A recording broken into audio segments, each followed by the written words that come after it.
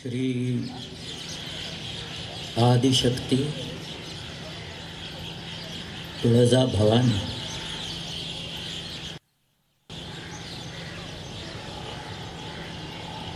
तुम्ही कधी साल्हेर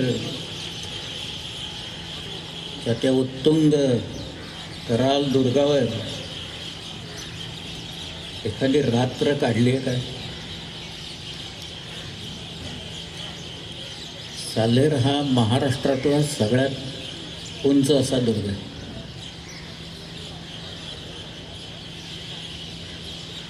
पाच हजार फुटाच्या पेक्षा वरची जी काही शिखरं आहेत, एकूण 3 शिखरं आहेत समुद्र सपाटीपासून 5000 फुटाच्या वर उंची असलेली. त्यातलं कळसूबाई हे सगळ्यात उंच शिखर आहे, त्याची उंची 5400 फूट आहे. दुसरा आहे साल्हेर, त्याची उंची 5150 फूट आहे. आणि तिसऱ्या डोंगराचं नाव हे केवळ मराठी मंडळीच देऊ शकतील असं ते नाव आहे. त्याचं नाव आहे घनचक्कर डोंगर. अशी 3 शिखरे आहेत. त्यातला साल्हेर हा एक विलक्षण दुर्ग आहे. विलक्षण अशासाठी आहे की त्याच्यावर जायच्या ज्या वाटा आहेत, त्या पायऱ्या आहेत, त्याला जिने आहेत, ते सगळे कातळात कोरलेले आहेत, बांधलेले नाही आहेत. महाराष्ट्रात कोरीव काम भरपूर आहे. सह्याद्रीचा अंतर्याम हा किती मृदू आहे आणि बाहेरून तो किती कठोर दिसतो याची कल्पना आपण जर का एखाद्या लेणीत गेलो तर आपल्याला येऊ शकेल. मग त्याच्यात कारलं आहे, त्याच्यात भाजं आहे, कान्हेरी आहे. जुन्नर हा भाग आहे, हा सगळा कोरून काढलेला आहे. जुन्नरच्या भोवती अनेक लेणी आहेत.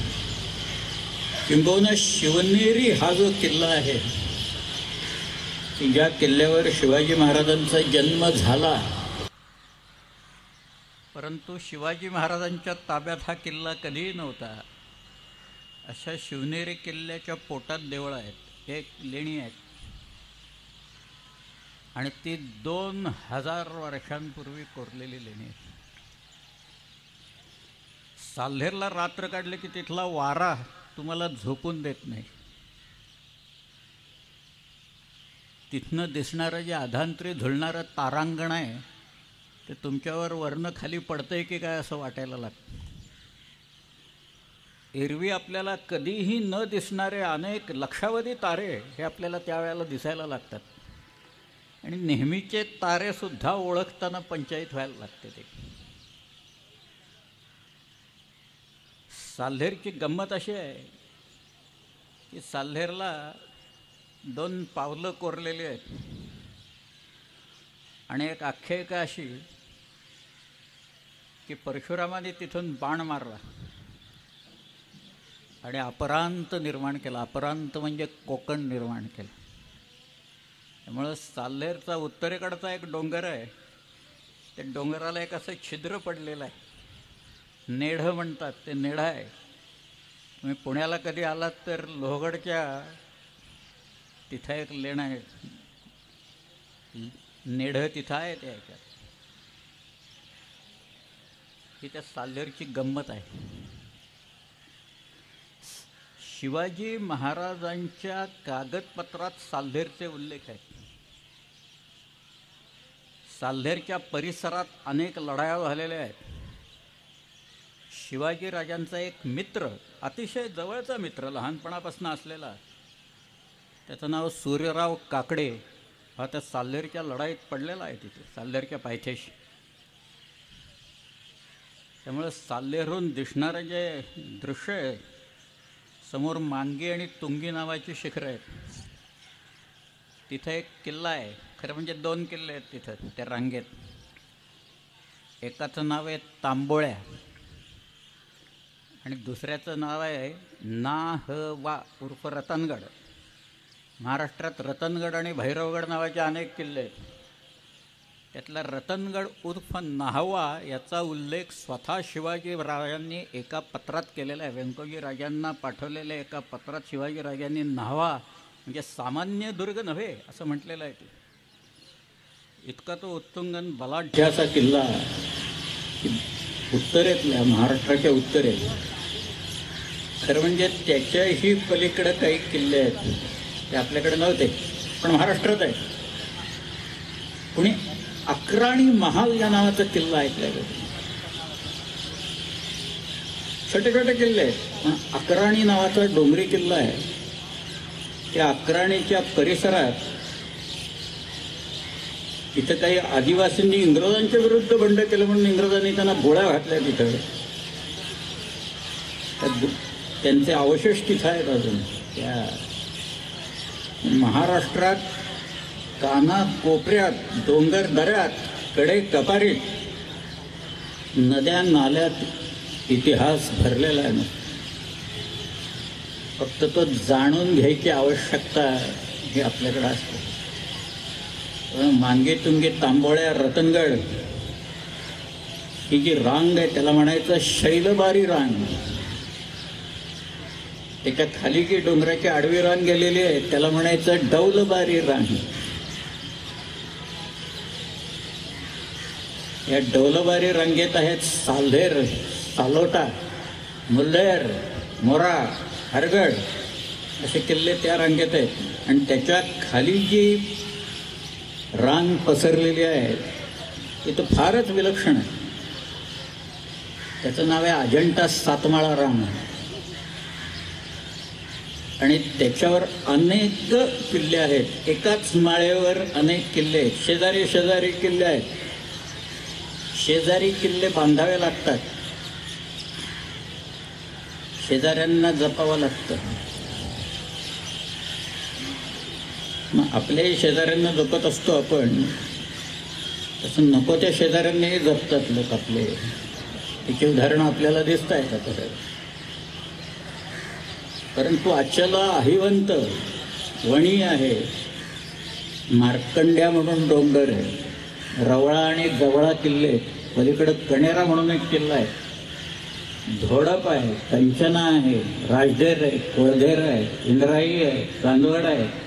पुढे गेलं तर अंकाई टंकाई आहे, तलतम आहे, वेताळवाडीचा किल्ला आहे. ओळीनं किल्लेच आहे.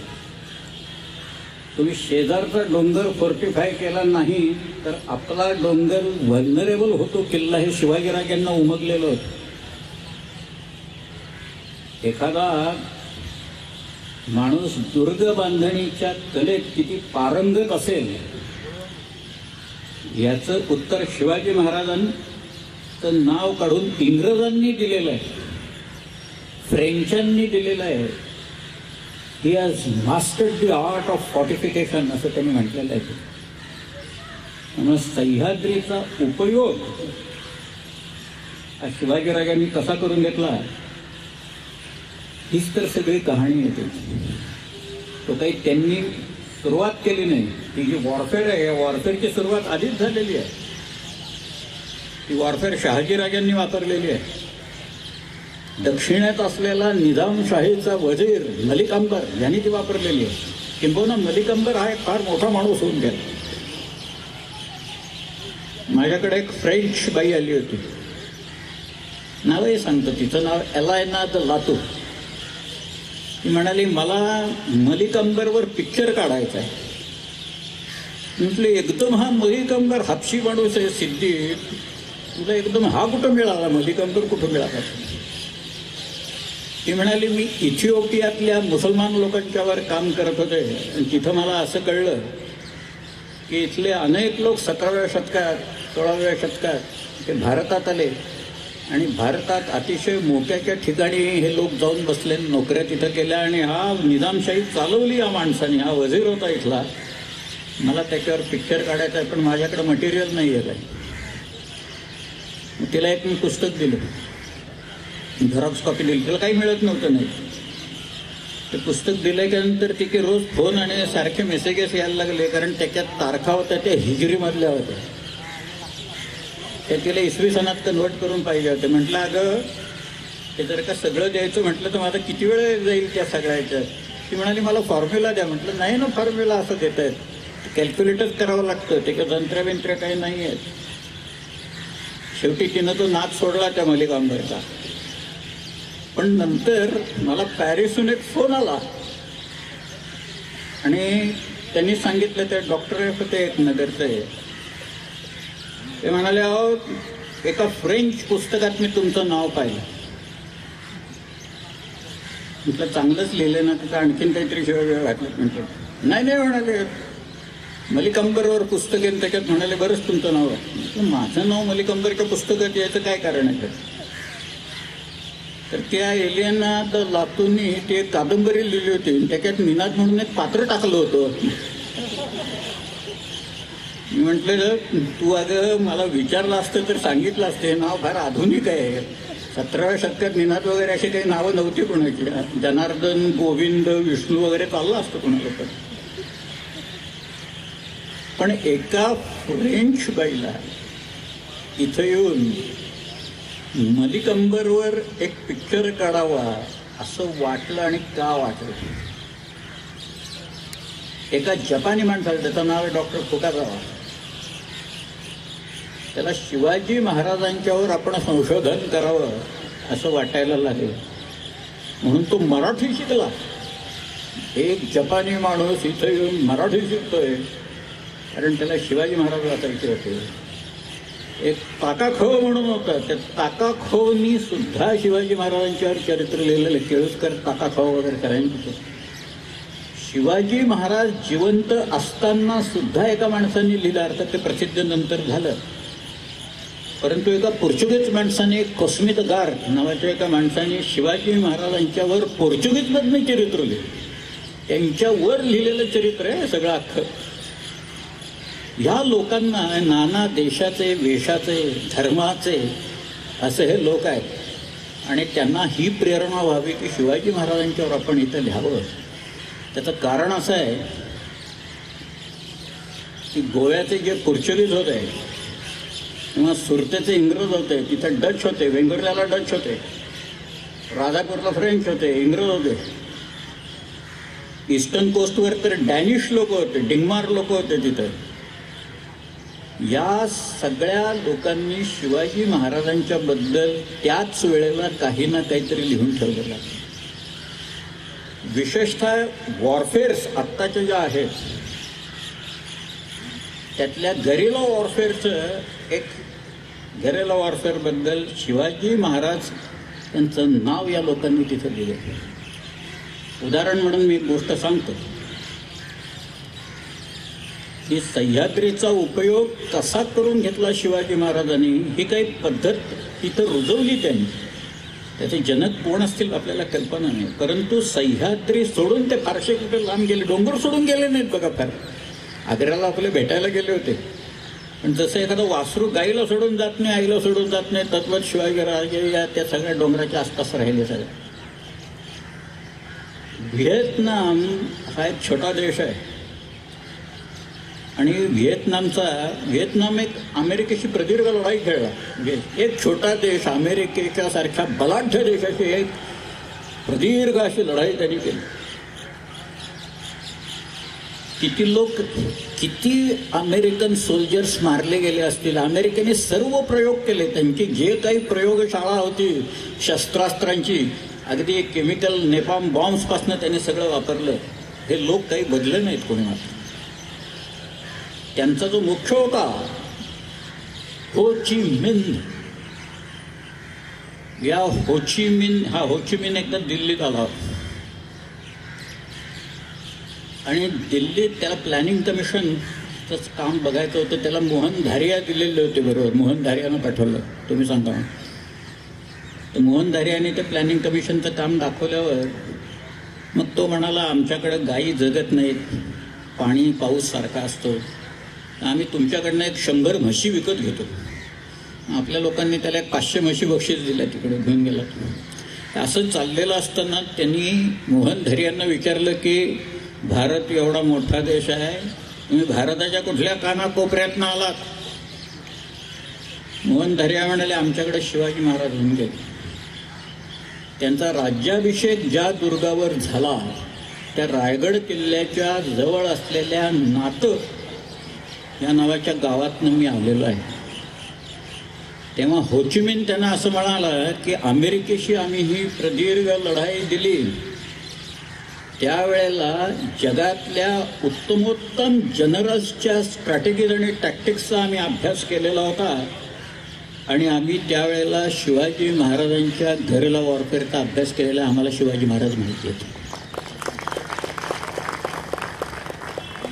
आश्चर्य आहे. पण शिवाजी राजांनी ही जी पद्धत रुजवली हिच्यात, त्याचं बाळकडू ते लहानपणापासूनच त्यांना मिळालेलं आहे. एक ग्रंथ आहे, संस्कृतमधला ग्रंथ आहे तो. आपल्या लोकांची इतिहासाबद्दलची आस्था केवढी आहे हे सांगण्यासाठी, म्हणून मला एका गोष्टीचा मोह आवरत नाहीये म्हणून मी ती गोष्ट तुम्हाला सांगतो. या कल्याणला एक व्यापारी होते, यांचं नाव म दिवेकर.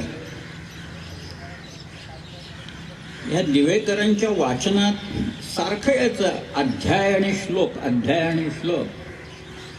आणि ते शिवाजी महाराजांच्या ओळखी होते सोबत. त्यामुळे काहीतरी काव्य असलं पाहिजे, काहीतरी एक ग्रंथ संस्कृतमधनं असला पाहिजे की याच्यात शिवाजी महाराजांचं नाव आणि त्यांच्यावर रचलेला कुठेतरी ग्रंथ आहे. म्हणून या दिवेकरांनी आपले जे दफ्तरखाने आहेत त्या दफ्तरखान्यात सगळीकडं पत्र पाठवलं की तुमच्याकडे काही पोछा आहेत का, तुमच्याकडे हस्तलिखित मॅन्युस्क्रिप्ट्स आहेत का, तुमच्याकडे काही प्रसिद्ध काही केलेलं आहे का, असा काही ग्रंथ उपलब्ध आहे का. 90% लोकांनी उत्तरच पाठवली नाही. उरलेल्यांनी सांगितलं आमच्याकडे नाहीये. पण दिवेकर हा गप्प बसणारा माणूस नव्हता. दिवेकर सामान्य माणूस नव्हता. दिवेकरांनी जगभर पत्र पाठवली, जर्मनीत पाठवली, फ्रान्समध्ये पाठवली, इटालीमध्ये पाठवली, ब्रिटनला पाठवली. आणि आश्चर्य म्हणजे जर्मनीमध्ये लिप्झिगला जर्मन ओरिएंटल रिसर्च इन्स्टिट्यूटमधनं एक पत्र आलं. ते म्हणाले आमच्याकडे कॅटलॉग्स आहेत, संस्कृत ग्रंथांचे कॅटलॉग्स आहेत, मॅन्युस्क्रिप्टचे कॅटलॉग्स आहेत. त्याच्यात तुम्ही सांगताय ना तो ग्रंथ अमुक अमुक नंबर खाली अमुक अमुक लोकेशनला सरस्वती महाल पुस्तकालय तंजावरमध्ये आहे.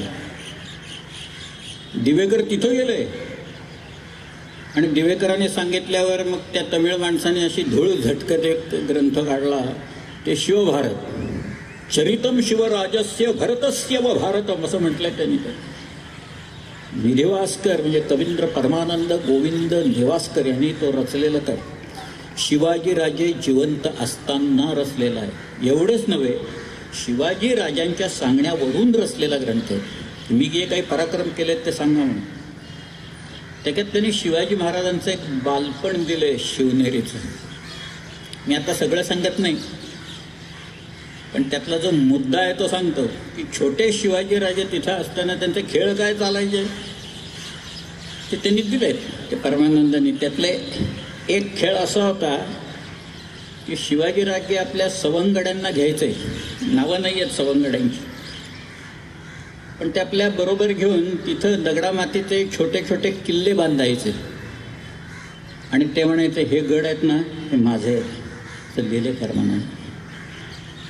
6 वर्षाचा एक मुलगा या सह्याद्रीतले हे दुर्ग माझे आहेत असं म्हणतो आणि स्वराज्य मिळवण्याच्यासाठी प्रयत्नशील राहतो, कृतिशील राहतो आणि वयाच्या 44व्या वर्षी ते स्वराज्य निर्माण करून दाखवतो. ही एक अचाट गोष्ट शिवाजी महाराजांनी इथे केली. पण लहानपणापासून हे किल्लेच नाही, किल्ले माझे आहेत.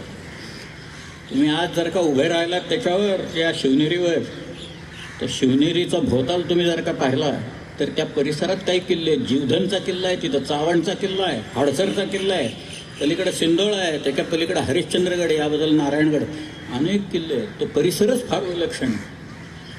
त्यामुळं दुर्ग याच्याबद्दलचं प्रेम, सह्याद्री याच्याबद्दलचं प्रेम हे शिवाजी महाराजांच्या पणात लहानपणापासूनच निर्माण झालेलं होतं हे आपल्याला सांगता येईल.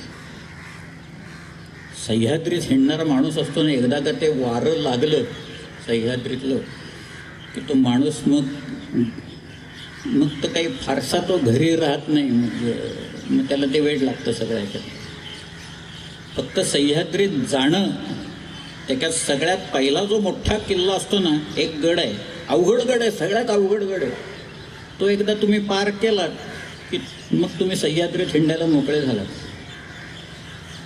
त्या गडाचं नाव आहे उंबरगड, म्हणजे घराचा उंबरा आपल्या ह्याच्यात. एकदा घराचा उंबरा ओलांडला आणि मग तुम्ही निघालात, मग तुम्ही सह्याद्रीचे होऊन जाता. सह्याद्री हळूहळू ओळख पटवायला सांगतो. आणि मग सह्याद्री तुमच्या कानात तो जो वारा असतो ना, तो वारा काही मंत्र सांगतो. आणि शिवाजी राजांच्या कानात त्यांनी स्वातंत्र्य प्रेरकतेचा मंत्र सांगितला. सह्याद्री हे जे दुर्ग आहेत, सह्याद्रीतले गिरिदुर्ग आहेत, हे गिरिदुर्ग म्हणजे महाराष्ट्राच्या स्वातंत्र्य प्रेरकतेची प्रतीकं आहेत. आणि त्यांचं दर्शन महाराष्ट्राच्या स्वातंत्र्य प्रेरकतेचं पूजन आहे असं म्हटलं तर काहीही वावगं ठरणार नाही. लहानपणी शिवाजी राजांनी हे जे आजमावलेलं होतं 6 वर्षाचे असताना, पुढे ते पुण्यात आले, पुढे नंतर बंगलोरला गेले. आत्ता कानडी आणि मुलखात आणि आपल्यात काय चाललंय ते लक्षात आलं असेलच आपल्या. आता गेले काही दिवस फार जोर चाललाय. ते आमच्या आरारावांच्यावर खटले भरले जातात कानडीला. मी गेलो होतो बेळगावला, त्यावेळेला 2 पानी मुलाखत माझी छापून होती. तिथं समोर एक किल्ला आहे, बेळगावच्या जवळ आहे, त्याचं नाव आहे राजहंसगड. येळ्ळूर म्हणून गाव आहे, येळ्ळूरवरनं जायचं ते किल्ल्यात. ते म्हणाले ते सगळा फोडतायत किल्ला आणि तिथं शिवाजी महाराजांचा पुतळा बसवतात, तिथं विधानसौध बांधतायत आणि बेळगाव दुसरी राजधानी करतायत. महाराष्ट्राने परत त्याच्यावर कधी क्लेमच लावू नये आता ते बेळगावावर. म्हणाले तुम्हाला काय म्हणायचं असं मला विचारलं. बरं मी म्हटलं शिवाजी महाराजांचं स्मारक जर का कर्नाटकी लोकांना उभं करायचं असेल तर ते बंगलोरला करा म्हणून. कारण बंगलोर आमच्या ताब्यात होतं, बंगलोर शहाजीराजांच्या ताब्यात होतं. शहाजीराजे बंगलोरला एखाद्या राजासारखं कसं वागायचंय याच्याबद्दल जयराम पिंडेने सगळं दिलेलं आहे म्हटलं. त्याच्यात वाचा. त्यांचा अख्खा दिनचर्या, त्यांची अख्खी दिनचर्या कशी होती ती तिथं दिलेली आहे. आणि म्हटलं शिवाजीराजे तिथं होते, त्यांनी ते सगळं पाहिलं. आणि आल्याच्या नंतर 12 वर्षाचे शिवाजीराजे आहेत आणि त्यांनी त्यावेळेला पुणे, सुपा आणि इंदापूर अशी ही 3 हे सगळे सुभे त्यांना जहागिरीत मिळाल्याच्या नंतर शिवाजीराजांनी हा जो स्वातंत्र्याचा चंग बांधला आणि खेळ सुरू केला. आणि मग त्याच्यात एक एक किल्ले ते घेत गेले, एक एक किल्ले बळकट करत गेले आणि काही किल्ले नवीन बांधत गेले. किल्ला बांधणे हे साधं काम नाही, अगदी साधं काम नाही. एक दगड नुसतं बसवायचा तिथं तर तो घडवायला लागतो. दगड कुठल्या तरी खाणीतनं काढावा लागतो आधी तिथे. महाराष्ट्रात दगडाची कमतरता नाही ही एक चांगली गोष्ट आहे त्याच्यातली. परंतु तो घडवावा तर लागतो, बसवावा तर तिथं लागतो, न्यावा तर लागतो, ट्रान्सपोर्टेशन लागतं ना. राजगड ही त्यांची पहिली राजधानी की जिथे शिवाजीराजे 24 वर्ष राहिले. त्या सह्याद्रीचं एक उत्तुंग शिखर आहे राजगड. म्हणजे 24 वर्ष शिवाजीराजांनी राजगडावर काढली. त्या राजगडाच्या 3 माच्या, सुवेळा, संजीवनी आणि पद्मावती, आणि त्याचा तो बालेकिल्ला हे अतर्क्य आहे. त्याचं वर्णन करणं शक्य नाही आहे त्या सगळ्याचं. तिथं जाऊन अनुभवच घेतला पाहिजे त्या सगळ्या. पण मी एक साधा हिशोब केला. म्हटलं आपल्याकडं हा जो दगड आहे सगळा सह्याद्रीतला त्याला डेक्कन ट्रॅप्स म्हणतात किंवा बॅसॉल्ट म्हणतात. म्हटलं याची स्पेसिफिक ग्रॅव्हिटी किती आहे बघा. म्हणून आमचे जिओलॉजिस्ट आहेत त्यांना विचारलं. ते म्हणाले 2.7 आहे. म्हटलं ठीक आहे आपण ॲव्हरेज काढू, अगदी 1.7 धरू. आणि राजगडाला लागलेला दगड साधारण किती आहे याचा आपण एक हिशोब काढू. म्हणून मी एक साधा सोपा कमीत कमी म्हटलं अंदाज करायचा, जास्ती करायचा नाही, कमीत कमी एवढा तरी दगड लागलेला आहे बाबा. किती दगड लागला असेल राजगडाला? एक किल्ला बांधला शिवाजीराजांनी, नंतर किल्ल्यांच्या शृंखला निर्माण केल्या त्यांनी, पण केवळ राजगड या एका किल्ल्याला, त्या 3 माचान बाले किल्ल्याची तटबंदीला जो दगड लागलेला आहे तो किमान 3 लाख टन दगड लागला. कुठून आणला दगड माहीत नाही, इथं काही माइन्स नाही. कुठनं काढला, आणला, काही पत्ता नाही. लोक किती लावले कामाला माहिती नाही. पण एक पत्र आहे, गमतीदार पत्र आहे म्हणून मी सांगतो. हा जो बाजी सर्जाराव जेधे होता ना, कान्होजी जेधेंचा मुलगा, त्याला काही राजपूत लोक त्रास देत होते, काहीतरी भांडण झालं असेल.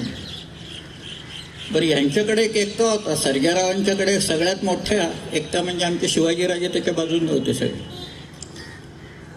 तर हा बाजी सर्जाराव त्या राजपूत लोकांना परस्पर दमदाटी करतोय बरं का. तो म्हणतोय, तुम्ही माझं ऐकत नाही आहात आणि तुम्ही मला त्रास देताय, हे तुम्ही इथे माझी क्षमा मागितली नाही तर मी शिवाजी महाराजांना जाऊन सांगेन हे लोक असं असं करतात म्हणून. आणि मग महाराज काय करतील? महाराज तुम्हाला राजगडाला नेऊन धोंडे व्हायला लावतील असं लिहिले त्या कागदात.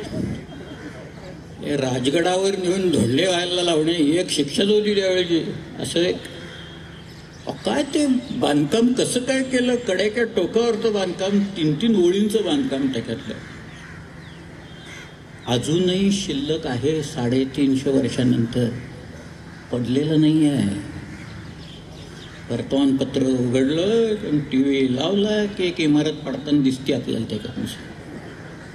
तसं नाही आहे ते कुठेही, पक्क बांधकाम आहे.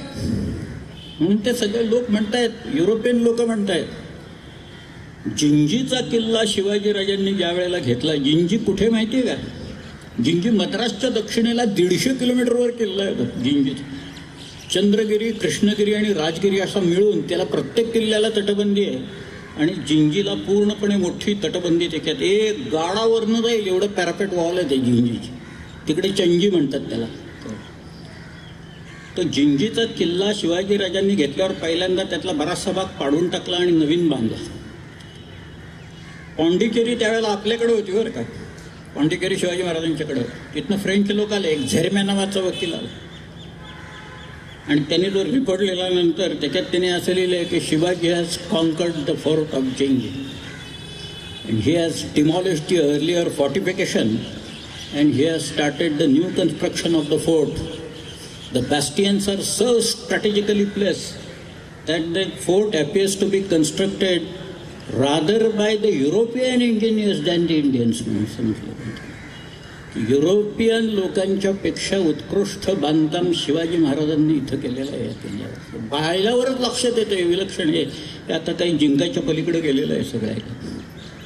म्हणजे हे सगळे लोक, इंग्रज किंवा फ्रेंच लोक, स्वतःच्या दुर्गाच्या बाबतीत, त्या जिब्राल्टरच्या बाबतीत तर काय, रायगडाला जिब्राल्टर ऑफ द ईस्ट म्हणताय तिकडे येऊन. त्याच्यात की जिब्राल्टर अभेद्य आहे तर खडक जिब्राल्टरचा. स्पेनच्या ह्याच्यात येत होतं, मी पाहिला येतो लांबून, जहाजावरनं पाहिला मी. गंमत म्हणजे आपल्याकडं सह्याद्रीतनं उतरायला खूप वाटा आहेत खाली, कोकणात उतरायला. त्यातल्या काही गाड्या जातील अशा वाटा आहेत, काही माणसंच जातील एवढ्या आहेत, काही बारकी जनावरं जातील एवढ्या वाटा आहेत. याचे सर्वे कुणी केले होते? शिवाजीराजांना माहिती होतं हे सगळं. शिवाजी राजांच्या सगळ्या मुलखाचा नकाशा पर्वतराव नावाच्या एका माणसाने काढलेला औरंगजेबाच्या समोर होता त्यावेळेस. पण औरंगजेबाने अब्दुल माबूद नावाच्या एका माणसाला पाठवून या घाटवाटा कोकणात उतरणाऱ्या किती आहेत एकदा सर्वे कर बघू. 260 वाटा आहेत. त्यांनी हिशोब दिलाय सगळा त्या अब्दुल माबूद. औरंगजेबाने सर्वे केला त्याचा. पुण्याहून निघालं तर पुण्याहून रायगडला जायला पूर्वी आम्हाला 2-2 दिवस लागायचे चालत. आता 500चं धरण झाल्यावर आम्ही लॉन्चमधनं जातो, मग 1च दिवस लागतो चालायला. पण मग तामिणीचा घाट सोडला तर कावल्या बावल्याची खिंड आहे तिथनं, त्याच्या पलीकडे गेलं तर एका घाटाचं नाव आता ही आपणच ठेवलेली असतात आणि आमची भाषाच विलक्षण आहे सगळे आणि लोकही विलक्षण आहे तिथं. त्यामुळं त्या घाटाचं नाव आहे बोचे घोळ असं तिथं. म्हणजे बोट टेकतच जावं लागतं तिथनं, त्याच्या घरी जाताच येत नाही तिथनं. त्याच्या पलीकडे एक फडताड म्हणून घाट आहे आणि बऱ्याच आहेत. म्हणजे मग मड्या आहे, शेवट्या घाट आहे, उपांड्याची नाळ आहे, गोप्या घाट आहे. ओळीनं खूप वाट आहेत खाली उतरायला. त्यातल्या त्या बोचे घोळीमधनं जो रायगड समोर दिसतो ना, तो त्या जहाजावरनं जिब्राल्टरचा खडक कसा दिसतो ना तसा दिसतो. पण केवळ दिसण्यावर नाही, त्याची जी मजबूती आहे त्या मजबूतीच्यासाठी इंग्रज लोक रायगड त्याची तुलना ही ते जिब्राल्टरच्या रॉकशी करतायत. केवळ अभेद्यता हा त्यातला सगळ्यात मोठा भाग. की अनेक इंग्रज वकील हे रायगडावर आले, खूप जण आले रायगडावर. टॉमस निकल्स या नावाचा आला, पीटर उस्टिक नावाचा वकील आला, हेनरी ऑक्झिंडन हा रायगडावर राज्याभिषेकाच्या वेळेला होता. त्याच्यानंतरही अनेक मंडळी येऊन गेली. यांनी रायगड, त्या टॉमस निकल्सने असं लिहिलेलं आहे की शिवाजी महाराजांनी रायगड किल्ला घेतल्याच्या नंतर एक तटबंदी बांधलेली आहे, त्याच्या आत दुसरी तटबंदी बांधून तो किल्ला इतका मजबूत करून ठेवलेला आहे की जर का त्याच्यावर अन्नाचा पुरेसा साठा असेल तर अपुऱ्या शिबंदीनिशी अवघ्या जगाविरुद्ध हा किल्ला लढू शकेल असं त्यांनी लिहिलेलं आहे. रायगड एक किल्ला फक्त त्याच्यातला. बांधकाम कोणाचं? स्वतः शिवाजी महाराज. सुपरविजन कोणाची? शिवाजी महाराज. आर्किटेक्ट कोण? शिवाजी महाराज. इंजिनियर कोण? शिवाजी महाराज. आणि इंग्रज लोक कौतुक करतात. हे सगळं अतर्क्य आहे. हे त्या इंग्रजांनी इंग्लिश रेकॉर्ड्स ऑन शिवाजीमध्ये कोण कोण काय काय शिवाजी महाराजांच्याबद्दल म्हणतं एकदा बघा तुम्ही. त्यांच्या ज्या कॉमेंट्स आहेत ना, त्या कॉमेंट्स ऐकल्यानंतर आपल्याला लक्षात येतं की काय यांना नेमकं काय म्हणायचं. आज शिवाजीराजे सह्याद्री एवढा पाठ होता लोकांना आपल्या की त्यांचं हेर खातं तगडं होतं. आणि हेर खातं कुत्रा आलं म्हणून सांगतो जाता जाता. त्याचा संबंध कर्नाटकाशी आहे म्हणूनच सांगतो ते. शिवाजीराजे दक्षिणेतून ज्या वेळेला परत येत होते त्यावेळेला हे जे धारवाड आहे ना, त्याच्याजवळ एक यादवाड नावाचं गाव आहे. त्याच्याजवळ एक बेलवडी नावाची एक गढी आहे. मल्लम्मा, त्या बाईचं नाव सावित्रीबाई, तिला मल्लम्मा म्हणायची. ते मल्लम्मा तिथं होती आणि तिचे लोक रात्री बाहेर पडायचे आणि शिवाजी महाराजांची घोडी पळव, कुठं काय पळव असं करत बसलेले असायचे. म्हणून शिवाजी महाराजांनी काही माणसं आपली सोडून दिली त्यांच्यावर. त्यांनी बंदोबस्त केला. त्यातल्या एका माणसाने त्या बाईवर अतिप्रसंग केला म्हणून शिवाजी महाराजांनी त्याचा गुन्ह्याच्या बेद्यावर डोळे काढले, स्वतःच्याच माणसाचे काढले. आणि मग या बाईचा तिला साडीचोळी देऊन पाठवून दिल्यानंतर तिनं 2 शिल्प कोरून घेतलेली आहेत. यादवाडच्या तिथं एका देवळात आहे. त्यातल्या एका शिल्पात शिवाजीराजे बसलेत आणि त्यांच्या मांडीवर ते आपला मुलगा ठेवते असं एक चित्र आहे त्याच्यात. आणि दुसरं जे शिल्प आहे त्याच्यात शिवाजीराजे घोड्यावर बसलेले आहेत, ढाल आणि तलवार आहे त्यांच्या हातात. आणि तिथं खाली एक कुत्रं आहे काढलेलं त्याच्यात. मग ते कुत्र्याचं सांगायचं होतं म्हणून मी मुद्दा म्हणून सांगितलं. एक कुत्रं आहे त्याच्यात. आता ते कुणाचं आहे वगैरे काही कल्पना नाही, पण त्या शिल्पात शिवाजी महाराजांचे कुत्रे त्या बाईंनी काढलेले आहेत. हा जो म्हणून सह्याद्रीचा उपयोग, तुम्ही आज सह्याद्रीमध्ये आपण ज्यावेळेला, खरं म्हणजे कुठल्याही मराठी माणसाला सह्याद्रीच्या बद्दल वेगळं काही सांगायला नको, पण त्याच्या ज्या गमती आहेत ना, ती गंमत त्यातली एक अशी आहे. संभाजी राजांनी बुधभूषण या नावाचा जो ग्रंथ लिहिला आहे त्याचा जो उपोद्घात आहे, त्या उपोद्घातात संभाजीराजे हे असं म्हणतात की हा सह्य पर्वत कसा आहे, तर शत्रूला असह्य होणारा हा सह्य पर्वत आहे. बरं, आम्हाला सह्य आहे सगळं इथे जे काय आहे ते, पण तो शत्रूला मात्र असह्य होतो. आणि खरंच तसं आहे. इथे जे कोण आले त्या लोकांची या सह्याद्रीनं वाट लावली पाहिजे. तुम्ही वाचला असेल, उदाहरण म्हणून मी सांगतो. एक महमूद गावान या नावाचा एक फार मोठा माणूस या बहमनी कारकिर्दीत होऊन गेला. तुम्ही कधी बिदरला गेलात तर त्याचा एक मदरसा आहे महमूद गावांचा. तिथं महमूद गावांचे फार गोडवे गाळले जातात तिथं. त्याच्या मुत्सद्दीपणाचे, त्याचे कोण मॅनेजमेंटचे, महमूद गावांच्या पत्रांचा संग्रह रियाजुल इन्शा म्हणून प्रसिद्ध आहे आणि त्या रियाजुल इन्शामध्ये त्यांनी वर्णन केलेलं आहे. त्याच्यात तो म्हणतोय सह्याद्रीचे ते सगळे डोंगरदऱ्या आहेत त्या भयंकरच आहेत असं म्हणतो तो. सगळे हे काही खरं नाही इथलं सह्याद्रीचं. आमचे जेवढे लोक गेले तेवढा सगळ्यांना त्रास दिला. या सगळ्या सह्याद्रीने त्रास दिला, इथल्या डोंगर दऱ्यांनी दिला, नद्या नाल्यांनी म्हणजे भयंकर आहे ते सांगेनच मी. पण महमूद गावान सह्याद्रीच्या दऱ्याखोऱ्यांचं इथल्या डोंगर दऱ्यांचं कौतुक करतो. त्याला त्रास झाला असेल पण शेवटी कौतुकच आहे ना आमचं. शिवाजी महाराजांच्या पत्रात शिवाजी महाराज म्हणतायत, औरंगजेबाच्या अधिकाऱ्यांना त्यांनी पाठवलेलं पत्र आहे.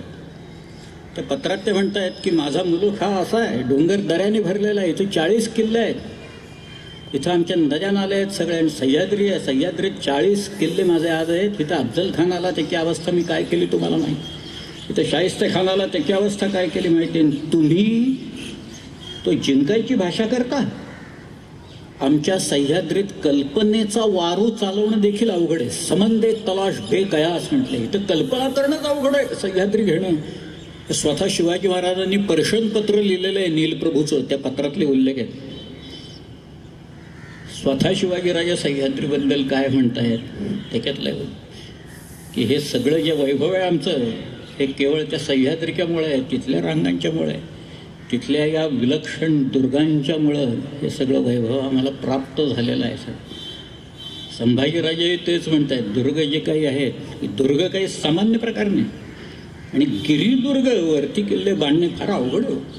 आधी किल्ल्यावर जाणंच अवघड आहे आणि मग दुर्ग बांधायच्या. शिवाजी राजांच्या ताब्यात किती दुर्ग होते की मोजदात काही कोणी केलेली नाही, म्हणजे त्याच्यात काही आहे ऑफिशियल अशी काही नाही, बखरीत नाहीत उल्लेख.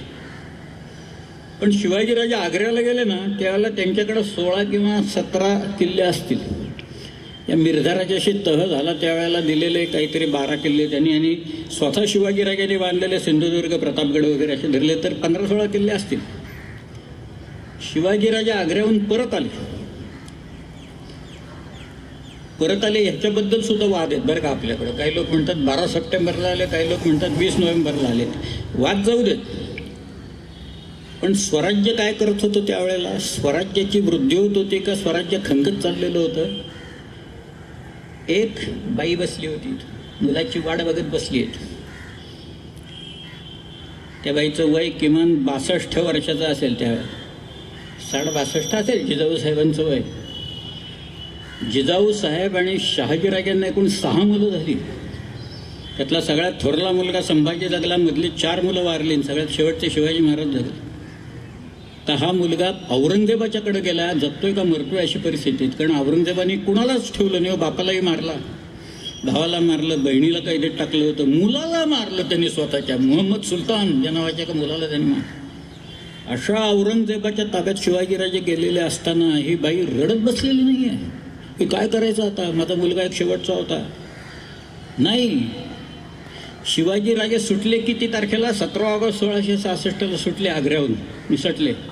त्याच्या आधी 2च दिवस 15 ऑगस्टला जिजाऊ साहेबांनी रांगणा उर्फ प्रसिद्धगड हा किल्ला जिंकून स्वराज्यात आणला.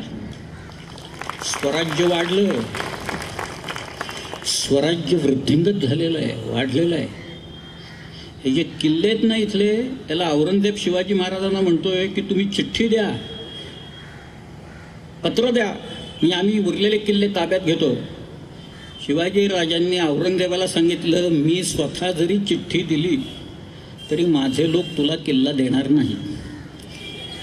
औरंगजेबाने मिर्झाराजांना पत्र लिहिलं की हे असं असं शिवाजी म्हणतोय. मिर्झाराजे म्हणाले तो म्हणतोय ते खरं आहे, कोणी किल्ले बिल्ले देणार नाही. त्याचं पत्र तो स्वतः समोर दिसल्याखेरीज आणि तो म्हणाल्याखेरीज कोणी किल्ल्याला हात लावून देणार नाही.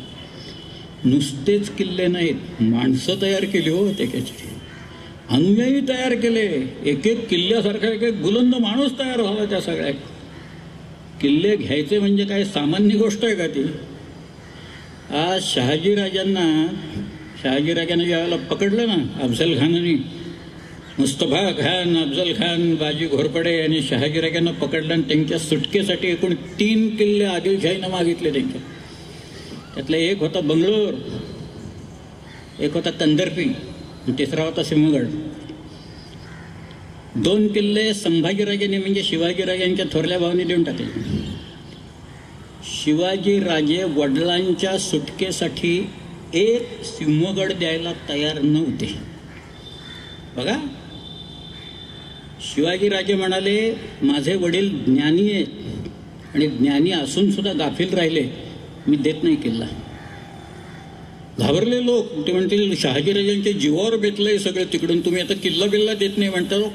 मग त्यांना सोनू विश्वनाथ डबीर तिथे जे होते त्यांना सुवर्ण शर्मा म्हटलंय त्यांनी. ते सुवर्ण शर्माने म्हणजे सोनोपंतांनी त्यांना एक नीती सांगितली. ती त्या शिवभारतात आहे. प्रभुणा दुर्गमम दुर्गम प्रभुर्दुर्गेण दुर्गमा म्हणून तो सगळं सांगत जातो सगळं. शेवटी त्यांनी शिवाजी महाराजांना पटवलं की किल्ले काय परत घेता येतील जिंकून. एक तर किल्ला जातोय, तुम्ही एक किल्ला देऊन टाका, आपण किल्ला परत जिंकून घेऊ शकू. पण वडील गेले तर मात्र परत आपल्याला वडील काही मिळणार नाही, तुम्ही देऊन टाका. शिवाजीराजांनी कसा बसा एक किल्ला दिला. त्या मिर्झा राजाला 23 किल्ले स्वराज्यातले काढून दिले. त्यावेळेला काय वाटलं असेल त्यांना, तुम्ही कल्पना करा. ह्या सगळ्या ज्या गोष्टी आहेत त्याच्यातला भावुकता मी म्हणत नाही, पण एखाद्या किल्ला घ्यायचा, आज किल्ल्यावर जायचं, ढाल तलवार घेऊन जायचं, रोपवेनं नाही जायचं, चालत जायचं, वरती लढाई करायची, किल्ला जिंकायचा आणि मग त्या किल्ल्याची व्यवस्था लावायची. याला फोर्ट मॅनेजमेंट असं म्हटलेलं आहे. ही नीती आहे शिवाजी महाराजांची. तुम्ही आज्ञापत्र काढून बघा. आज्ञापत्र म्हणजे शिवाजी महाराजांचा जो अमात्य आहे, रामचंद्रपंत अमात्य, अहो याने किती छत्रपती पाहिले रामचंद्रपंतांनी? 5 पाहिले. रामचंद्रपंत अमात्यांनी कोल्हापूरच्या संभाजीराजांना एक नीती सांगितली. कारण संभाजीराजे त्यांना असं म्हणाले की आमच्या शिवाजीराजांनी, थोरल्या कैलासवासी स्वामींनी हे गडावरूनच निर्माण केलं, नूतन सृष्टीच निर्माण केली. ती कशी केली आणि काय केलं त्यांनी आम्हाला सांगा सगळं. त्याच्यात एक दुर्गांवर प्रकरण आहे. शिवाजीराजांनी केलं तो असं म्हणतोय, मी आता सगळं सांगत नाही, पण आपल्या बुद्धिवैभवे व पराक्रमे कोणाची गणना न करता कोणाशी तुंबळ युद्ध करून रणास आणले, कोणाचे दर्शनास गेले, कोणास आपले दर्शनास आणले, कोणास परस्पर मित्रभेद केले, कोणास परस्पर कलह लावून दिले, असे ज्या ज्या उपाये जो जो शत्रू आकळावा त्या त्या उपाये तो तो शत्रू पादाक्रांत करून साल्हेरी ऐवंतापासून चंदी कावेरी तीरापर्यंत निष्कंटक राज्य, शतावधी दुर्ग, 40,000 पागा, 60-70 हजार शिलेदार, 2 लक्ष पदाती, ऐशी केवळ नूतन सृष्टीच निर्माण केली की ज्या राज्यावरील औरंगजेबासारखा मातब्बर शत्रू चालून आला असता हतप्रभवून यमालया श्रेयास गेला, ते हे राज्य शिवाजी महाराज. हे सामान्य राज्य नाही आहे. एवढं सगळं करावं लागतं, उद्योग करावे लागतात, उद्योगशील असावं लागतं. परस्पर कलह लावून दिले म्हटले बघा त्याच्यात. कोणाचे मित्रभेद केले म्हणजे हा त्याचा मित्र आहे ना फोडा. आमचे लोक फक्त तेवढंच शिकले, बांधायला काही शिकलेच नाहीत किल्ले बिल्ले वगैरे सगळे. मित्रभेद करायचं वगैरे म्हटलं ते छान आहे म्हणाले, आम्हाला तेवढंच करू आम्ही. आता नूतन सृष्टी कुठे गेली मग शिवाजीराजांनी निर्माण केली? ही नाही करता आली लोकांना इथं निर्माण. पण हे जे केलं त्याच्यात दुर्गांचं एक प्रकरण आहे, दुर्गवर्ग. त्याच्यात तो रामचंद्रपंत असं म्हणतो, आणि तो फार भारी आहे माणूस. तो त्या सगळ्यात तो जो काय त्याचं चॅप्टर आहे त्यातलं सगळं सार एका वाक्यात सांगून जातो सुरुवातीला. त्याच्यात तो असं म्हणतोय, संपूर्ण राज्याचे सार ते दुर्ग. दुर्ग नसता परचक्रे ताच प्रजा भग्नवून देश उद्ध्वस्त होतो. आणि यापूर्वी जे राजे झाले त्याने दुर्ग बांधून देश शाश्वत करून घेतला. दुर्ग म्हणजे खजिना, दुर्ग म्हणजे सैन्याचं बळ, दुर्ग म्हणजे सैन्याचं मूळ, दुर्ग म्हणजे राज्यलक्ष्मी, दुर्ग म्हणजे सुखनिद्रागार, दुर्ग म्हणजे प्राण संरक्षण असं म्हटलंय. आणि तो असं म्हणतोय की इथे जे ठेवायचे लोक आहेत किल्ल्यांवर, मग ते काही जावईन मेहुणे वगैरे असले नाही आणून ठेवायचे कोणी तिथे. ते पारखून घ्यावे लागतात. किल्ल्यांवरचे लोक असतात ते कैफी लोक नकोत, नशेखोर लोक नकोत, पारखून घ्या, हवालदार लागतो तिथं, सबनीस लागतो, सरनोबत लागतो, कारखानीस लागतो, एरवी सगळी शिबंदी लागते त्या किल्ल्याचा बंदोबस्त करायला. आणि हे सगळे उत्तम लोक पाहिजेत. शिवाजी राजे जिवंत असताना एकही किल्ला शत्रूच्या ताब्यात त्यांच्या एकाही माणसाने कधी दिला नाही.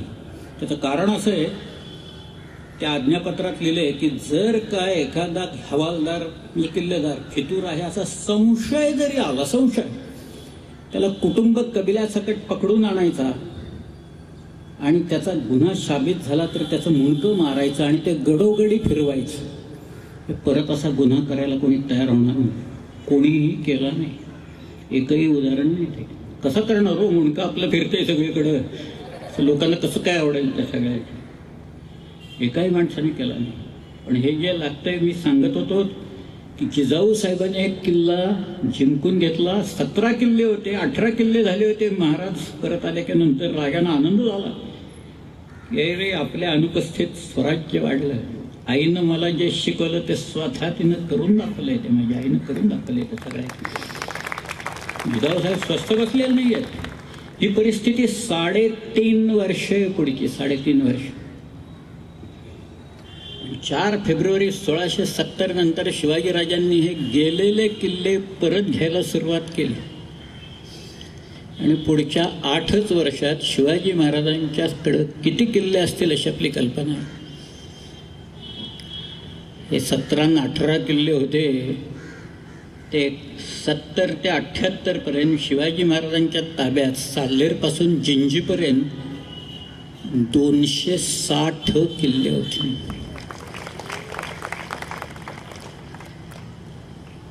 नुसती किल्ल्यांची नावं लिहित असताना हाताला रग लागेल अशी परिस्थिती आहे.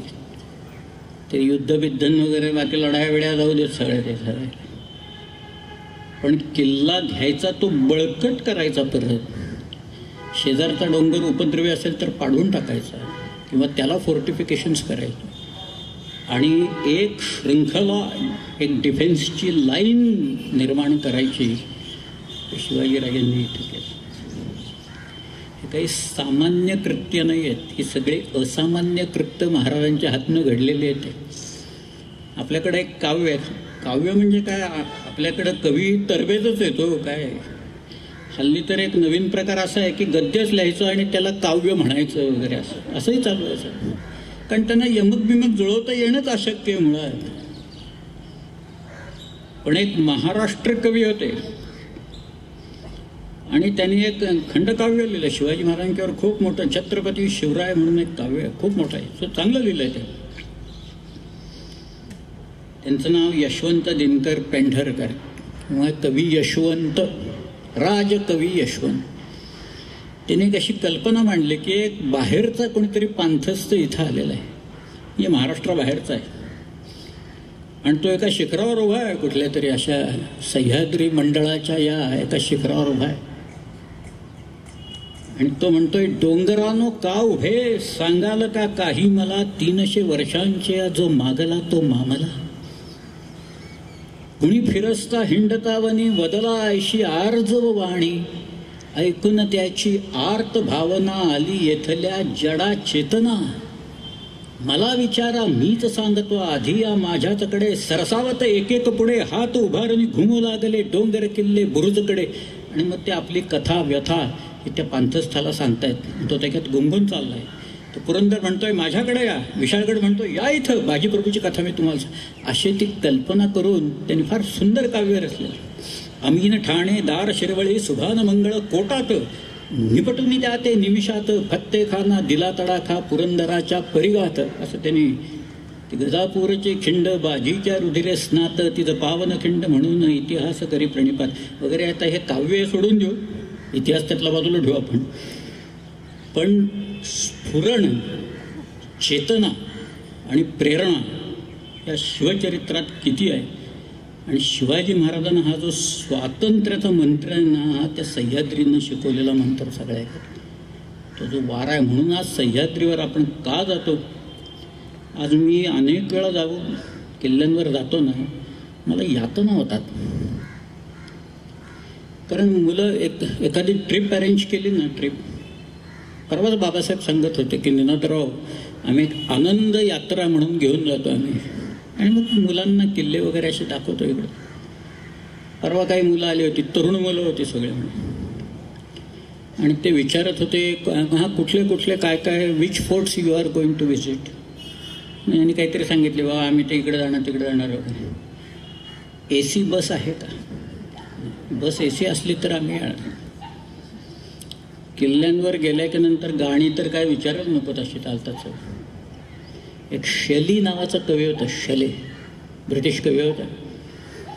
तो म्हणाला होता, you tell me the song on the lips of your youth and I will tell you the future of your nation.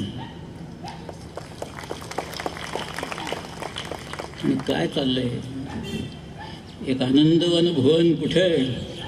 एक माणूस नाचला, आनंदवन भुवन निर्माण झालं म्हणून. हिंडता फिरता स्वप्नी जे देखिले रात्री ते ते तैसे की होत असे. हिंडता फिरता गेलो आनंदवन भुवन. कुठाय त्या आनंदवनात? तसं महाराष्ट्र हा प्रेरणादायी होता एकेकाळी. महाराष्ट्रानं अनेक संदेश दिले. महाराष्ट्रानं क्रांतीचे संदेश दिले. महाराष्ट्रानं अध्यात्माचे संदेश दिले. पार अगदी कुठपर्यंत जावेत? पंजाबपर्यंत जावे. नामदेव महाराजांचे पंजाबमध्ये गेले. दिल्लीपासनं सगळीकडे नामदेव महाराजांचं नाव आहे. इथं संतांची तर काही म्हणजे मांदियाळीच आहे सगळे. शेकडो आहे. जुन्नरची इथं नारायणगाव आहे.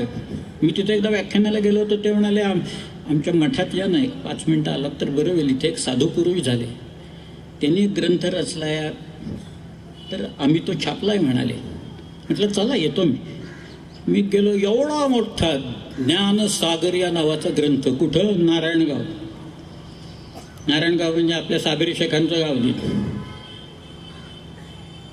ते राप फडणीस म्हणून विद्यालय आहे, तिथं शिकलंय साबरी शेख. तिथं माझी व्याख्यान ठेवली होती त्यांनी. आणि मी तिथं गेलो त्या नारायणगावमध्ये, आणि तिथं ज्ञानसागर या नावाचा अतिशय उत्कृष्ट असा ग्रंथ तिथं ठेवला. हे सगळीकडं ते महाराष्ट्राभर पसरलेलं. महाराष्ट्रातच नेमकं असं का व्हावं? सगळं एवढी अधोगती का प्राप्त व्हावी आम्हाला? संतांनी इतके सुंदर विचार दिले की आता मराठी लोक म्हणतात मराठी शाळा चालवणं अवघड झालेलं आहे. लोकांना इंग्रजी शाळेत मुलांना प्रवेश घ्या, अवश्य घ्या. उत्तम इंग्रजी आलंच पाहिजे बोलायला सगळं. आपली भाषा विसरून नव्हे ते. आपली भाषा आलीच पाहिजे ते काय.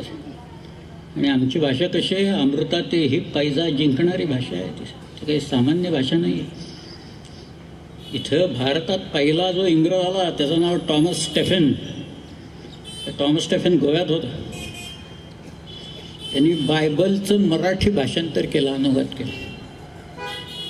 त्याला त्यांनी ख्रिस्त पुराण असं नाव दिलं. बरं, फक्त मी मराठीत काय का करतोय मराठीत याची कारणं दिली त्यांनी. ती सुद्धा इंग्रजी पद्धतीने चोरलेलीच आहेत बरं का त्यांनी. त्याचं योग वशिष्ठ मधली ज्ञानदेवांची चोरलेली आहेत त्यांनी सगळे. पण ते फार सुंदर आहे. ज्ञानदेवांनी मुळात लिहिलेलं. त्यांनी असं लिहिलंय ते सुरुवातीला, जैसी पुष्पा माझी पुष्पमोगरी, की परिमळा माझी कस्तुरी, तैसी भाषा माझी साजरी मराठी. पखियांमध्ये मयोरू, पक्षात मोर, वृक्षांमध्ये कल्पतरू, कल्पवृक्ष, तैसी भाषा माझी मान थोरू मराठी असे. जैसे हरळा माझी रत्न किळा. गवत असताना त्या गवताचे सुद्धा प्रकार आपल्याकडे लोकांनी लिहिलेले आहेत. त्याच्यात एक रत्नकील या नावाचं गवत आहे, ते सर्वश्रेष्ठ गवत मानलं गेलेलं आहे. हरळा माझी रत्न किळा, की रत्नान माझी हिरा निळा, तैसी भाषा माझी चोखळा मराठी, असं म्हणून तो मराठीत अनुवाद त्यांनी केला. कुठे ती मराठी? आणि ज्ञानदेवांच्या अमृता ते ही पैजा जिंकणारी मराठी कुठाय? अधपात हा लोकांच्यामुळे साहित्याचा होतो. भाषेचा भाषेमुळे होत नाही. ती भाषा वापरण्यामुळे, वापरणारे जे लोक असतात त्यांच्यामुळे त्या भाषेचा अधपात होतो. आणि भाषेचा अधपात सुरू झाला की संस्कृतीचा अधपात. बाहेरून आपल्याकडे जी आक्रमक मंडळी आली, या आक्रमकांची नुसती भाषा नाही आली, भाषा म्हणजे केवळ ते शब्दच येत नाहीत, त्या शब्दापाठोपाठ त्यांची संस्कृती इथं येते सर.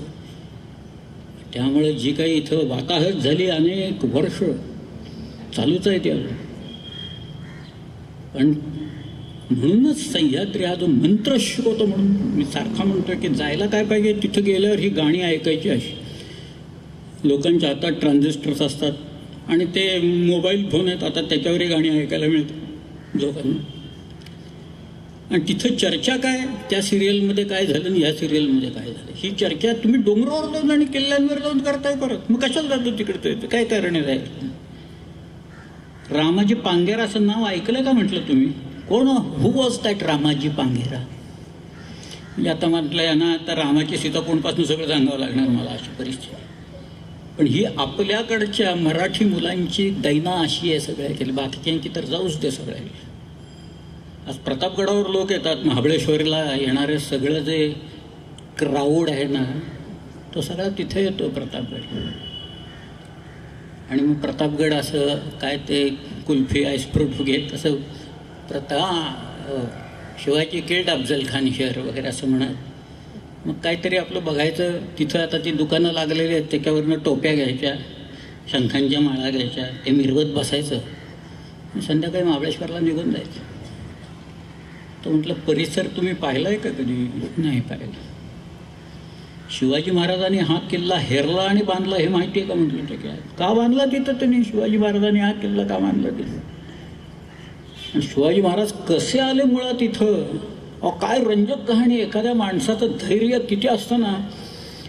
सह्याद्रीत हिंडत असताना एक गोष्ट पाहिजे, मनाचा तोल कधी सुटता कामा नये. तो एकदा केला की सह्याद्रीत ढकलून देतो लोकांना खाली, 1000 फूट ढकलतो. आधी खाली मग लगेच वर, नंतर लोक कायमचे निघून जातात सगळे.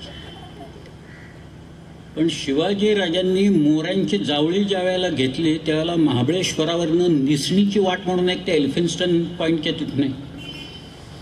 मी मुद्दामूनच एल्फिन्स्टन पॉईंट असं म्हटलं, कारण पांगळा म्हटलं असतं तर कळलं नसतं कोणाला. तर बघा आता मढी महाल असं म्हटलं तर कळणार आहे का कोणाला? नाही कळणार. आर्थर सीट असं म्हटलं तर कळेल. हा या वी नो आर्थर सीट. पण त्या पांगळ्याच्या इथनं म्हणजे एल्फिन्स्टन पॉईंटच्या तिथनं खाली अक्षरशः त्या डोंगराच्या धारेवर अशा खोबणी केलेल्या आहेत निश्रेणी. निश्रेणी म्हणजे शिडी. ती शिडी किती वाट आहे. आणि त्या निश्रेणीमधनं म्हणजे एक सैन्य अर्ध मोऱ्यांचं त्यांनी रडतोंडीच्या घाटात काढून दिलं. आणि स्वतः शिवाजी महाराज त्या निसणीनं जिथं खाली पाहिलं की डोळे गरगरायला लागतात, पाय कापायला लागतात, अशा वाटेवरनं 2000 लोक घेऊन शिवाजीराजा खाली जावळीवर चालून आले. सह्याद्री त्यांच्यावर प्रेम करणाऱ्या लोकांना हे शिकवतो, ताकद देतो, मनाची उभारी देतो, पायात ताकद देतो. म्हणजे शिवाजी महाराजांना त्यांनी दिली. आणि त्यांनी सांगितलं खुणावलं, बांध इथं किल्ला बांध. प्रतापगड बांधला. एकदाच उपयोग प्रतापगडचा अफजल खानाला मारायचा, बाकी काही फारसं काही झाल्याचं दिसत नाही मला. ते शिवाजी राजांनी ती आष्ठायुध भवानी तिथं आणून ठेवली. ती आणली पार गंडकमधनं, नेपाळमधनं शिळा आणली ती मंबाजी नाईक पानसरांना पाठवून, आणि त्याच्यातनं ती मूर्ती घडवली. आमची दैवत ही सगळी अशीच रांगडी आहेत. तुम्ही कधी दसऱ्याला त्या जेजुरीला गेलाय का? तर सगळा भंडारा तिथं रात्रभर त्या कराय पठारावरनं ती पालखी येते. त्या पालखीचा खांद्यावर नुसती धरली ना, या आधीच 15-20 लोक धरून असतात त्याला. आपण नुसता खांदा दिला तर आपण खाली बसू इतकं ते वजन असतं सगळं. इतकं ते जड आहे सगळं प्रकरण. त्याच्यात ते मांजर सुंब्याके तिथनं ती पालखी वरती चढवायची म्हटलं तर इतका त्रास असतो. म्हणजे सगळे लोक चढवतात ती पालखी. त्या पालखीच्या समोर मुरळ्या असतात आपल्याकडे, तिथं सगळे वाघ्यान मुरळी आहेत. त्या मुरळ्या सोले म्हणत चाललेले असतात, कुठल्या तरी टिपेच्या आवाजाला गात असतात आणि पिवळा भंडारा उधळत असतात. सगळीकडे पिवळवून जातं फार. आणि तिथं तो धनगरांचा तो मल्हारी मार्तंड बसलेला आहे. काय त्याचे सगळं जे आहे ना, सह्याद्री म्हणजे वीररस, दुसरं काहीच नाही. ते वीररस तिथं गेल्याच्या नंतर एकच रस. शृंगाराला इथं थारा नाही. इथं फक्त एकच रस निर्माण होऊ शकतो, तो म्हणजे वीररस निर्माण होऊ शकतो. आणि तो शिकवतो ते वीररसाची इंजेक्शन देतो तुम्हाला तो ते. त्यामुळे मग लोक जायला लागतात, प्रेरणा घेऊन जायला लागतात. ते तुम्हाला आश्चर्य वाटेल पण एक गंमत सांगतो मी. पुण्याला मराठा लाईट इन्फंट्रीचं एक छोटंसं युनिट आहे. तिथला एक कमांडिंग ऑफिसर होता, त्याचा मला एकदा फोन आला. तो म्हणाला आमच्याकडे काही मुलं आहेत, त्यांना आम्ही ट्रेनिंग दिले शस्त्र कशी चालवायची, फार AK-47 AK-56 वगैरे काही ते सगळं ते शिकलेत. पण त्यांना तुम्ही काहीतरी शिवाजी महाराजांच्या बद्दल सांगा, म्हणजे कारण त्यांनी कुणी रक्तच पाहिलेलं नाही म्हणाले असतं. त्यातले एकानं एकही माणूस मारला नाही म्हणाले. तिथं जायचं तर समोर माणसं उभी राहिले तर यांचे हात कापायला लागतील अशी परिस्थिती. तुम्ही काहीतरी सांगा तिथं जाऊन. मग मी गेलो, मी खरं पाहिले 19, 20, 22 वर्षाची पोरं सगळी बसले. त्या मुलांना मी म्हटलं, अरे बाबा तुम्ही ते ज्या काही बॅटल क्राईज असतात ना, तुम्ही मराठा लाईट इन्फंट्रीचे लोक आहेत, तर आपल्याकडे असे रेजिमेंट्स खूप आहेत. बिहार रेजिमेंट आहे, राजपुताना रायफल्स आहे, कुमाव रेजिमेंट आहे, गोरखा रेजिमेंट आहे, मद्राससुद्धा आहे. म्हटलं यांची जे बॅटल क्राईज आहेत, बॅटल क्राईज म्हणजे युद्ध गर्जना आहेत, की त्या गर्जना दिल्याच्या नंतर तुमचं मन तुमच्या मनगटाला त्या हातातलं शस्त्र शत्रूवर चालण्याची शक्ती प्रेरणा देत, अशासाठी त्या असतात. रणवाद्य असतात वाजायला लागणारे. आमची वाद्य अशीच आहे, ढोल वेल मर्फे ताशे संबळ. तो एकदा गोंधळी तर देविके समोर संबळ घेऊन उभा राहिला आणि संबळ वाजवायला लागला की बघा कसं वाजत, काय वातावरण निर्माण होऊन जातं. म्हटलं ह्या ज्या युद्ध गर्जना आहेत त्याच्यात कुणाची जय आंबे असेल, कुणाची जो बोले सो निहाल सत श्री अकाल, कुणाची एकलिंगजी की जय म्हणून आहे. बिहार रेजिमेंटची तर बजरंगबली की जय अशी त्याची घोषणा. या सगळ्या युद्ध गर्जना कुठल्या तरी देवाच्या किंवा देवीच्या नावाने दिलेल्या घोषणा आहे. फक्त मराठा लाईट इन्फंट्रीची घोषणा आहे, बोल श्री छत्रपती शिवाजी महाराज की जय, अशी एका मनुष्याचं नाव. म्हटलं तुम्ही आम्ही त्यांचे वारस आहोत, तुम्ही आता LOCवर चाललाय. शिवाजी महाराजांचा हात त्या अफजल खानाला मारताना यत्किंचितही थरथरला नाही, मुळेच थरथरला नाही. एवढा मोठा अवाढव्य देह त्यांच्या समोर असताना हा माणूस घाबरला नाही. ते शिवाजीराजांनी अफजल खान मारला, तिथं स्वास्थ्य मारला. तुम्ही त्यांचे पायी का, एवढं लक्षात ठेवा जाताना. हे मी एक गोष्ट ह्याला सांगितली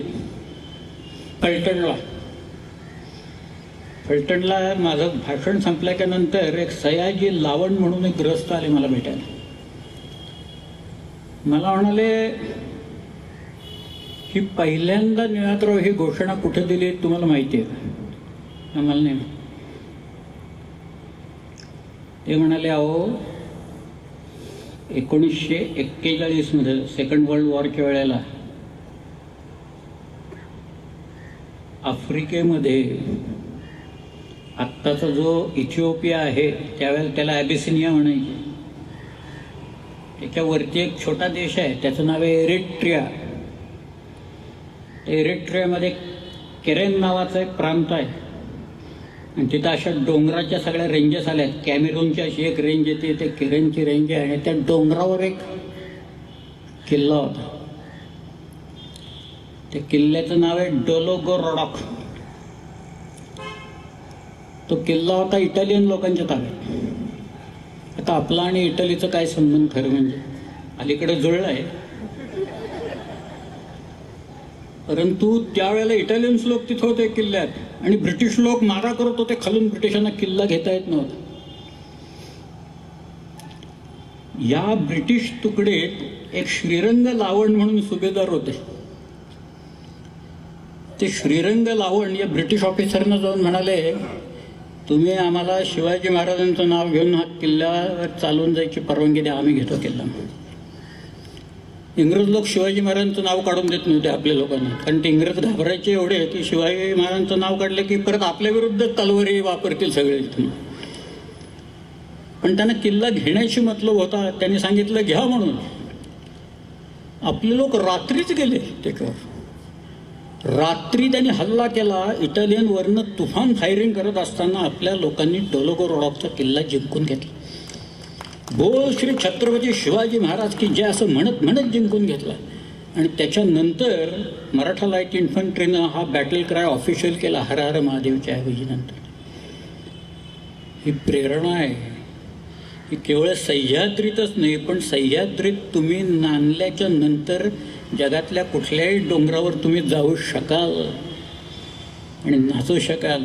त्या डोंगरावर किती अवघड असू दे. पुण्यात आमच्या एक मुलगी आहे कृष्णा पाटील म्हणून. कृष्णा पाटीलनं एव्हरेस्ट, एक शेर्पा होता आप्पा शेर्पा, तिघे तो बऱ्याच वेळा गेला होता एव्हरेस्ट, तिला शेर्पाच चांगला मिळाला म्हणून. पण ती मुलगी एकटी त्या शेर्पाच्या बरोबर एव्हरेस्टवर गेली, खाली आली. शेवटी एव्हरेस्टवर जायचं ही कल्पना सुद्धा तुम्हाला कुठं स्फुरते तर तुम्हाला सह्याद्रीवर स्फुरते. सह्याद्री मंडळ हे असं आहे सगळं. इथलं वैभव जळत चाललेलं आहे, इथलं वैभव पडत चाललेलं आहे, इथले किल्ले नष्ट होत चाललेले आहेत. शाळेच्या ट्रिपा येतात आणि दगड फेकायला लागतात सगळ्यात नाही एक एक एक. शिवाजी महाराजांच्या ती जे रायगडावरची जी मेघडंबरी आहे ना, मेघडंबरीला माळा लावलेल्या होत्या. नाशकाच्या कडची कुठली तरी एक शाळा आली आणि ते शिक्षकाने सांगितले, काढा रे पोरानं. ते पोराने माळा उडून काढल्या, मणी गुल केले सगळे. आपण किल्ल्यांवर कशाला जातो हे शिक्षकांनाच माहीत नसेल तर त्या पोरांना काय कळणार आता सगळं. तर रायगडाची ही दुर्दशा आहे, राजगडाची दुर्दशा आहे. ह्या दोन शिवाजी महाराजांच्या राजधान्या होत्या. खरं म्हणजे हे दोन्ही किल्ले 17व्या शतकात जसे होते तसे जर का परत बांधून काढले तर शिवाजी महाराजांना खरी श्रद्धांजली ती ठरेल आणि त्यांचं सगळ्यात उत्तम स्मारक ते ठरेल. मी युरोपमध्ये हिंडलो. युरोपमध्ये मागं मी हिंडत असताना एकदा इंग्लंडमध्ये होतो. मार्लबरो म्हणजे चर्चिल, विन्स्टन चर्चिल ब्रिटिश पंतप्रधान. ते युद्धाच्या वेळेला केवळ त्याच्या स्वतःच्या ताकदीवर त्यांनी त्या देशाला वाचवलं सगळं. आणि मी आपलं गमतीनं त्या आमच्या मित्राला तिथं म्हटलं, काय रे बाबा तो विन्स्टन चर्चिल एवढा तुमचा मोठा माणूस झाला आणि तो ट्रॅफल्गर स्क्वेअरमध्ये विन्स्टन चर्चिलचा पुतळा नाही, असं कसं म्हणे. तर आमच्या पुण्यात शिवाजी महाराजांचे 7 पुतळे आहेत अश्वत्थ.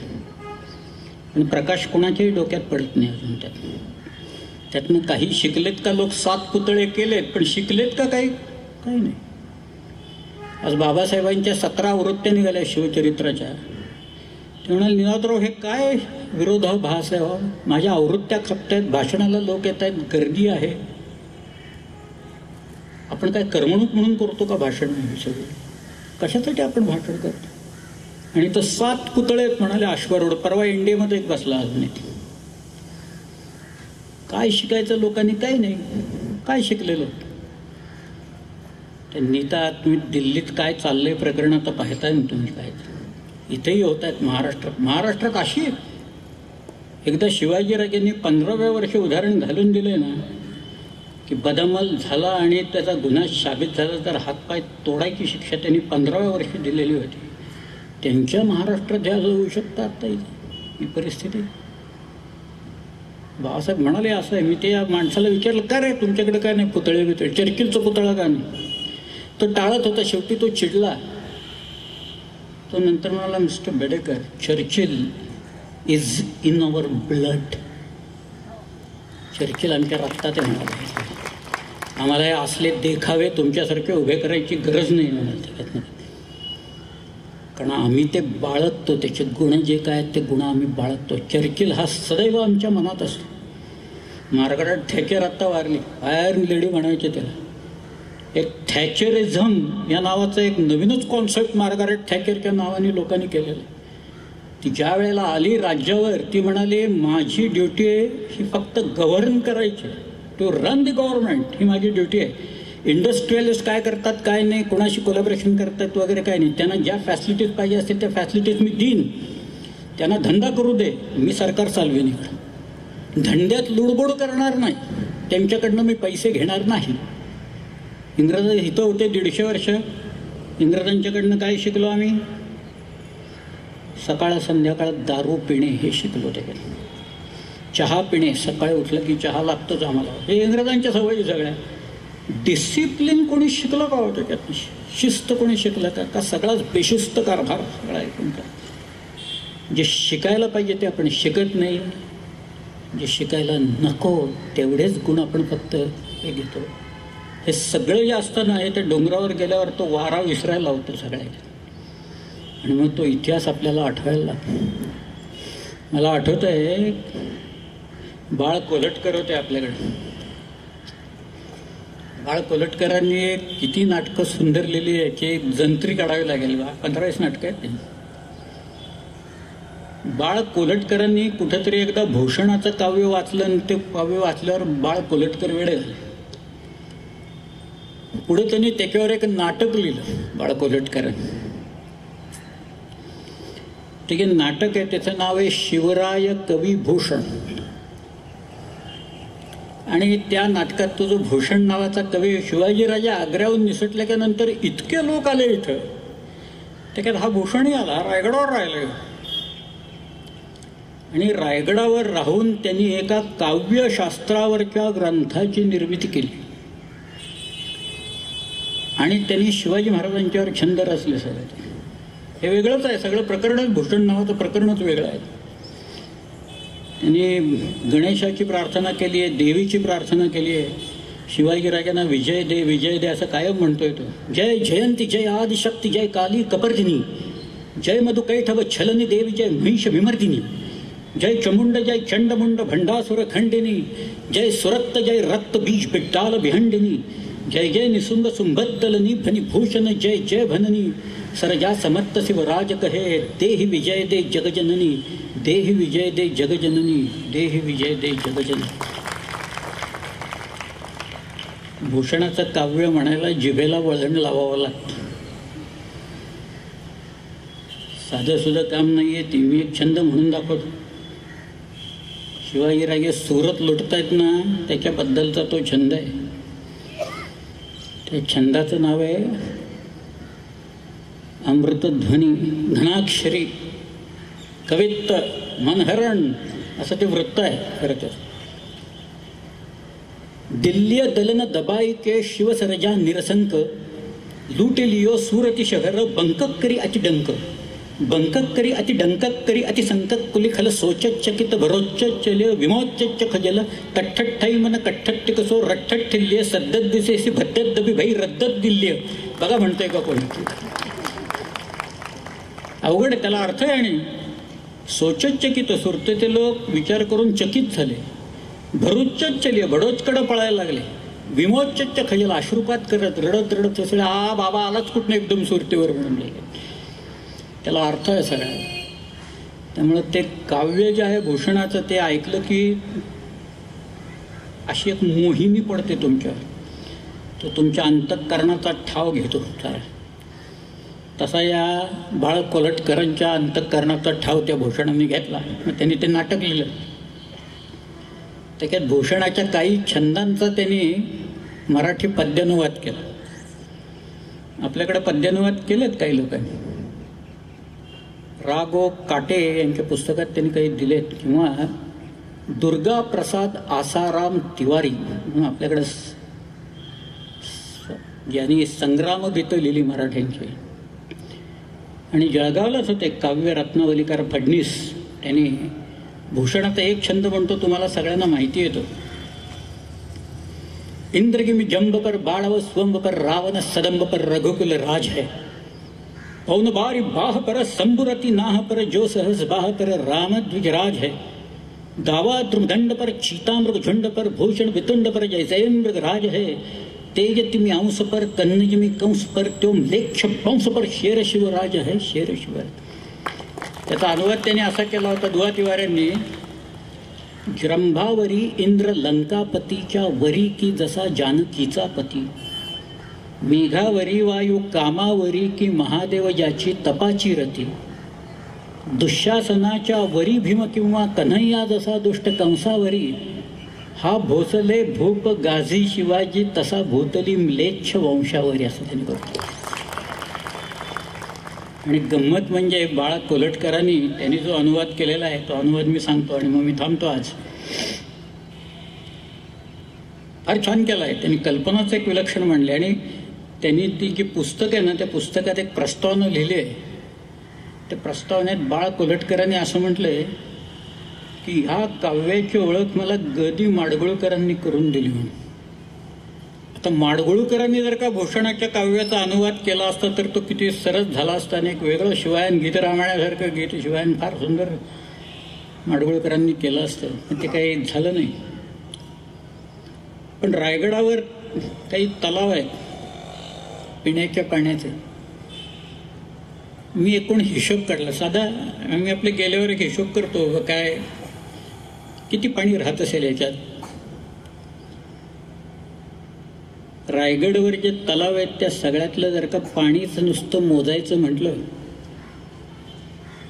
तर 12 कोटी लिटर पाणी रायगडावर आत्ता सोय पाण्याची. कल्पना करा तुम्ही काय. किल्ल्यावर 3000 फुटावर ही परिस्थिती वरती तिकडे. कित्येक किल्ल्यांवरच्या टाक्यातलं पाणी खाली लोकांनी आणलेलं आहे. खाली पाणी नाही आहे, वरती पाणी आहे किल्ल्यांच्या काय. हेच तर गंमत आहे सगळं. पण तिथं पिण्याच्या पाण्याचं जे टाकं आहे एका काठावर शिवाजी महाराजांचा राजवाडा उभा आहे. त्या टाक्याचं नाव आहे गंगासागर. आणि बाळ कोलटकरांची कल्पना अशी आहे की गंगासागर जो आहे त्याचं भाग्य या आकाशातल्या गंगेहून आकाशगंगेहूनही मोठं आहे, कारण शिवाजीराजे असं पाणी प्यालेत अशी ती कल्पना आहे त्यांची. आणि भूषणाचा जो छंद होता, भूषण असं म्हणतोय दख्खन केसब दुग्ग जिती. दुग्ग म्हणजे दुर्ग. दख्खन केसब दुग्ग जिती दुग्ग सहार बिलास. शिवसेवक शिव गढपती कियो रायगडवास. रायगडला त्याने आपलं निवासस्थान केलं. ज्या परस आहे तनय शिवराज सुरेश के ऐसे सभासुभ साजे. यो कभी भूषण चंपत है की संपत्ती को अलकापती लाजे. ज्यामध्ये 3 लोक को दीपती ऐसो बडोगड राज विराजे. वारी पतालसी माच मही अमरावती की छबी ऊपर झाजा. अमरावतीची छबी आहे सगळी असं ते वर्णन केलंय. पण ह्यांनी जे केलंय ते बाळ कोलटकर असं म्हणतायत जटा बांधुनी नटली धरणी. जटा बांधुनी नटली धरणी विशाल पलाश वृक्षांच्या. लता तरुंना बिलगुनी डुलती नाच चालतो छायेचा. कुठे बांधल्या जलाशयावर जिना शोभतो दगडांचा. विहार चाले त्या पाण्यावर चक्रवाक कधी हंसांचा. कोठे चंदन कुठे चमेली गंध दरवळे चाफ्याचा. लवंग वेली कुठे वेलची लक्षण पुरतो संख्येचा. चंद्रमुखींच्या सवेच जेव्हा चंद्र उगवतो पूर्वेचा. असे वाटते कमल फुलांनी जन्म घेतला आजच उदरी गंगेच्या. वरती गंगा आकाशगंगा, खाली सागर तो गंगासागर. वरती गंगा खाली सागर. वरती तारे येथे कमळे. वरचे तारे खाली येती प्रतिबिंबांना रूपे पडती. म्हणून म्हणतो भूषण हे की आकाशाच्या गंगेहूनही गंगासागर भाग्याचा. सत्य म्हटलं. खरं म्हणजे मी इथं थांबणार होतो पण तरी एक काय थांबण्यासारखं खरं म्हणजे काही नाही ते इतकं सांगण्यासारखं आहे सगळं. तरी पण एक गंमत म्हणून सांगतो. अफजल खानाला शिवाजीराजांनी मारला ना 10 नोव्हेंबर 1659 आणि पुढच्या 18 दिवसात विशाळगडपर्यंत त्यांनी मुलूक घेतलं. तिकडे पन्हाळाही घेतला.